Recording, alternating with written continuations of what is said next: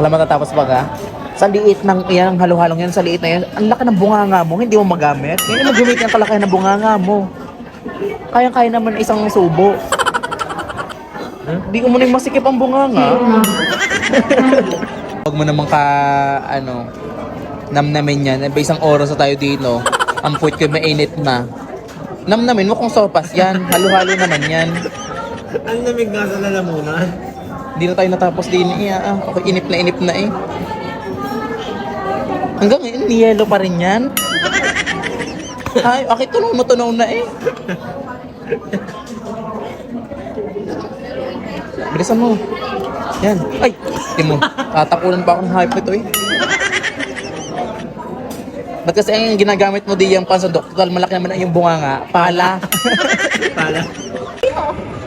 Ay, huwag mo. Nasaktan ako. Umirit ka, sinong kahiyaya? Meron ako, ikaw naman ang iirit eh. Shoutout po sa naka-iPhone 16. Ipakita mo naman yung iPhone 16 mo. Shoutout nga po pala sa nagbigay ng aking t-shirt, Ate Sara, thank you. Sa Kasugba. Wow, sana all naka-Thailand. Kaya pala sabi Kaya pala Thailand. kung bakit Thailand ko nakauwi na sa Ate Benny. Ate Benny naman is Nasa Czech.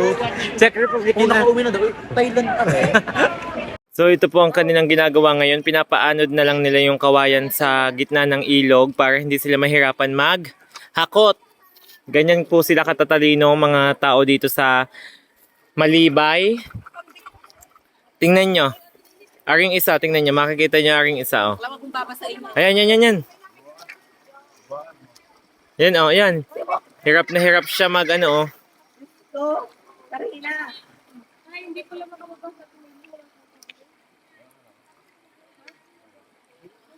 Ayan, oh, ang ginagawa nila. Dito. Pinapaagos na lang nila sa tubig.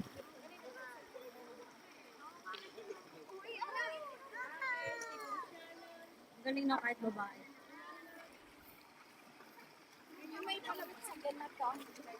Habang naghahakot naman sila ng kawayan, nakatambay sila din eh, sa jacuzzi. Babae nagaan. Sa jacuzzi. Tingnan yung ulap, napakaganda oh. Ano yun ang ganda? Antok ako tayo. Nakatulog na ako doon. Habang nangangayan siya ng escape flex dahil gutom na daw di umano. Hoy, Coco! Dito ka!